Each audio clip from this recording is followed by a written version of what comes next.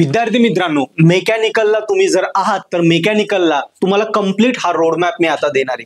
काय होतं, आपण जेव्हा सेकंड इयरला जातो किंवा थर्ड इयरला जातो किंवा बी ला जातो तर पुढे काय, सेकंड इयरला असेल तर पुढचे 2 वर्ष कसे, सेकंड इयर कसं आहे, थर्ड इयरला असेल तर थर्ड इयर आणि बी कसं आहे, बी ला असेल तर बी पूर्ण वर्ष कसं आहे, फायनल इयर कॅम्पसला कसं जायचं, ह्या सगळ्या गोष्टींचा रोड मॅप जर आपल्याला आत्ताच क्लिअर असेल तर विचार करा आपण किती स्कोरिंग करू शकतो. आपल्याला माहिती असेल ना, अरे टेन्शनच नाही घ्यायचं, पुढे असं आहे, पुढे असं आहे, असं गेलं निघून गेलं. पण रस्ताच माहिती नसेल तर किती अवघड होऊन जातं. सो मित्रांनो, या व्हिडिओमध्ये मी कंप्लीट मेकॅनिकल ब्रांचचा सेकंड इयर पासून बी पर्यंत कंप्लीट रोड मॅप देणार आहे, जेणेकरून तुम्हाला हे जे टेन्शन आहे ना तेच निघून जाईल, असा कॉन्फिडन्स येईल, पूर्ण आयडिया क्लिअर होईल की पुढे हे खड्डे आहे, असं असं आपल्याला डेव्हलप करायचे, हे स्किल शिकायचे, या गोष्टी केल्या की आपण नक्की टॉपर होतो, आपलं बेस्ट करिअर मेकॅनिकल मध्ये सेट करतो, ज्यासाठी आपण मेकॅनिकल मध्ये आलो आहोत. सो मित्रांनो, व्हिडिओला सुरुवात करूया.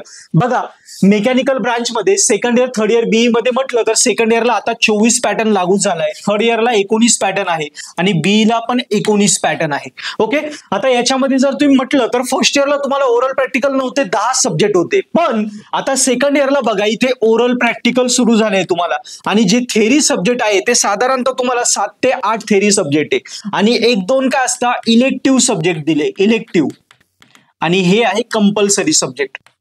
सिमिलरली या प्रकारेच इकडे पण आहे, इकडे कदाचित आकडा थोडाफार कमी जास्त होऊ शकतो. ओके, हा नेक्स्ट इकडे आपण जर धरलं तर इकडे तसंच आहे, ओरल प्रॅक्टिकल आहे तुम्हाला आणि थेरॉटिकल सब्जेक्ट आहे, त्याच्यामध्ये पण तसं की जसं 3 ते 4 तुम्हाला काय आले इलेक्टिव्ह आले आणि बाकी कंपल्सरी सब्जेक्ट आले. बी ला पण तसंच आहे, ओरल प्रॅक्टिकल, त्याच्यानंतर theory subjects, elective plus compulsory subject, या प्रकारे आपला हा पूर्ण पॅटर्न तयार होतो. इथे दोन्ही मिळून 10 असतील किंवा 8 असतील, ऑलरेडी मी तुम्हाला सिलेबसचा व्हिडिओ दिला आहे, त्यात मी विषय क्लिअर केले. ओके, आता मित्रांनो, कधी पण सिलेबस डेव्हलप करताना मेकॅनिकलचं कसं डेव्हलप केलंय की सेकंड इयरला तुम्ही जेव्हा ब्रांच मध्ये येता तेव्हा तुमचे ब्रांचचे बेसिक क्लिअर झाले पाहिजे. मेकॅनिकल ब्रांच काय आहे, हिचे कोर सब्जेक्ट काय आहे, कशावर डिपेंडंट आहे, या प्रकारे सेकंड इयर डेव्हलप होतं. थर्ड इयर मध्ये तुम्हाला थोडे प्रॅक्टिकल सब्जेक्ट असतात, जे आपले मेकॅनिकलचे ऍप्लिकेशन आहे, रिअल टाइम मेकॅनिकल आहे तर गाड्या बिड्या सगळं, सो यांना कसं आपण डेव्हलप करू शकतो त्या रिलेटेड इथे सब्जेक्ट्स येतात. आणि फायनल इयरला ते मेकॅनिकलचे सब्जेक्ट्स जे आपण प्रोजेक्ट डेव्हलप केले त्याला आपण ऍक्च्युअल आता स्वतः कसे प्रोजेक्ट डेव्हलप करू शकता, जॉबसाठी कसं रेडी होऊ शकता, स्किल्स कसे वाढू शकता, या प्रकारे लास्ट इयर दिलेला असतो. तो या प्रकारे आपले सब्जेक्टची एक ग्रोथ असते.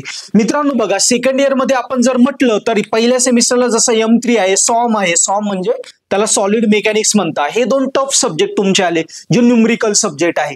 नंतर आपण पुढच्या सेमला म्हटलं तर फ्लुइड मेकॅनिक्स आला, त्याच्यानंतर आपण बघितलं कॉम पण हा जुन्या पॅटर्नला होता, आताच्या पॅटर्नला काढलाय, हा ऑटोमेशन रोबोटिक्सला गेलाय, पण महत्वाचा सब्जेक्ट आहे.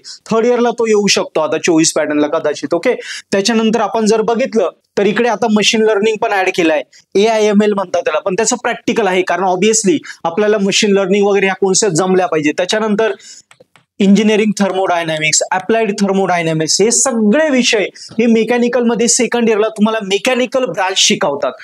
बॉयलर काय आहे, प्रत्येक शाफ्ट काय आहे, कॉन्सेप्ट काय आहे, आणि मेकॅनिकल ब्रांच म्हटली तर वास्ट ब्रांच आहे, प्रत्येक विषयामध्ये डेरिव्हेशन न्यूमरिकल आहे म्हणजे आहेच, आणि ते सगळं प्रॅक्टिस या सेकंड इयरला आपण करतो, प्लस ओरल प्रॅक्टिकल. या प्रकारे आपण जेव्हा जातो तेव्हा आपल्याला सेकंड इयर मध्ये पूर्ण मेकॅनिकलचा बेस तयार होतो. जो मुलगा सेकंड इयर क्लिअर करतो, कारण सेकंड इयरला काही प्रॅक्टिकली काही करायचं नाही, प्रॅक्टिकल ओरल आहे पण ते पण या थेरी सब्जेक्टवर डिपेंड आहे. सो सेकंड इयरला जर तुम्हाला खरंच स्वतःला डेव्हलप करून घ्यायचं, ज्यांनी सेकंड इयरला CGPA 8च्या वरती 9च्या वरती नेऊन ठेवला, तो बी ला आणि टी ला आरामात टॉप करतो, आरामात CGPA त्याचा स्ट्रॉंग लेवलला जातो.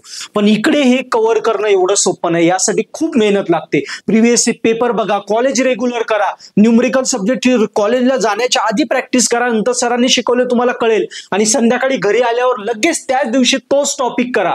दररोज 4 ते 5 तास, दररोज 1-1 तास एका विषयाला द्या, म्हणजे 4 ते 5 तास या पद्धतीने अभ्यासाला लागा, म्हणजे तुमचं सेकंड इयर एकदम पक्क होईल. एकदा सेकंड इयरला बेस तयार झाला, CGPA आपण 8-9च्या वर काढून घेतला की पुढे मग थर्ड इयर सोपं आहे. सेकंड इयर सगळ्यात टफ आहे, थर्ड इयर सोपं आहे आणि बी सगळ्यात सोपी आहे. लक्षात ठेवा, हे अवघड, हे सोपं, हे एकदमच सोपं, अशा प्रकारे हा पूर्ण रोड मॅप आहे. लक्षात घ्या. आता सेकंड इयर मध्ये हे झालं, थर्ड इयर मध्ये आलो मित्रांनो, इथे आपण काय केलं, बेस क्लिअर केला. फक्त फ्लुइड काय आहे, मेकॅनिक्स कसं वर्क होतं, स्ट्रक्चर्स काय आहे, या सगळ्या गोष्टी. ओके, आता जेव्हा थर्ड इयरला येता तुम्ही, थर्ड इयरला आता आलं पुन्हा कोर सब्जेक्ट, हीट ट्रान्सफर आला, DME आला, okay, design of machine limit, machine design करायचं ना, आता प्रॅक्टिकली काम करायला लागायचं. हीट ट्रान्सफर आला, हीट मार्ट ट्रान्सफर आला, design of transmission system design करायचं. नंतर पुन्हा AIML मशीन लर्निंग इकडे प्रॅक्टिकल आहे, इकडे कम्प्लीट सब्जेक्ट आहे. या प्रकारचे सब्जेक्ट इकडे वर्कआउट करता. इथे प्लस आपल्याला मिनी प्रोजेक्ट आहे. मिनी प्रोजेक्ट असतो साधारणतः 50 मार्काचा, जिथे तुम्ही हे जे शिकले याच्यावर मिनी प्रोजेक्ट डेव्हलप करायचा असतो. प्रेझेंटेशन असतं, यस प्रेझेंटेशन आहे, आणि इंटर्नशिप असते. इंटर्नशिप मध्ये 2-1 महिने तुम्हाला कंपनीत जाऊन काम करायचं. इंटर्नशिप याच्यात 2-1 महिने जाऊन कंपनीत काम करायचं. या प्रकारे आपलं थर्ड इयर डिझाईन केलेलं असतं. आता जेव्हा आपण गव्हर्नमेंट मेकॅनिकल ब्रांच म्हटली की गव्हर्नमेंट एक्झामचा खूप सारा स्कोप असतो, बरोबर, जे अदर ब्रांचेसला नसतं. तर मेकॅनिकल मध्ये पुरं काय करता, गेटचं प्रिपरेशन करता, गेट करून हायर स्टडीला जाऊ शकता. त्याच्यानंतर गव्हर्नमेंट एक्झाम आला, खूप साऱ्या गव्हर्नमेंट एक्झाम या मेकॅनिकललाच असतं. RTO एक्झाम आल्या, या सगळ्यांचं तुम्हाला फेस करायचं असेल तर थर्ड इयरच्या सेकंड सेम पासूनच अभ्यासाला लागून जायचं, किंवा बीच्या पहिल्या सेम पासून, जेणेकरून बी पासआउट होईपर्यंत हे पण आपलं परफेक्ट होऊन जातं. आणि इकडे CGPA स्ट्रॉंग राहिला की आपण आरामात खूप चांगल्या प्रकारे लवकरात लवकर स्कोरिंग करून एखादी पोस्ट काढू शकतो. आता जेव्हा आपण बीला येतो मित्रांनो, बीला जर बघशाल तर सोपे विषय येतात. मग फक्त एक डॉम आहे, यस हा थोडा मोठा पेपर आहे, याच्यात तुम्हाला शीट्स काढायचे, जसं फर्स्ट सेकंड इयरला वगैरे होतं नेक्स्ट लेवलला. त्याच्यानंतर डॉम नंतर अजून म्हटलं आपण इंजिनिअरिंग टर्बो मशीन आहे, एनर्जी इंजिनिअरिंग हा एक स्कोरिंग विषय पुढच्या सब्जेक्ट सेमिस्टरला. या प्रकारे सोपे विषय हे आपल्याला लास्ट इयरला येतात. आणि प्लस सगळ्यात महत्वाचं इथे आला आपला प्रोजेक्ट. हा मेगा प्रोजेक्ट, मेगा म्हणजे मोठा प्रोजेक्ट, हा साधारणतः 150 मार्कापर्यंत असतो. आणि हा असं धरलं जातं की स्वतःने करायला पाहिजे. हा कधी स्वतः करता येईल, जेव्हा सेकंड इयरला आपला बेस पक्का झाला, आपल्याला कॅल्क्युलेशन यायला लागले, कॅल्सी वापरता यायला, कॉन्फिडन्स वाढला, CGPA आला 8-9 पर्यंत.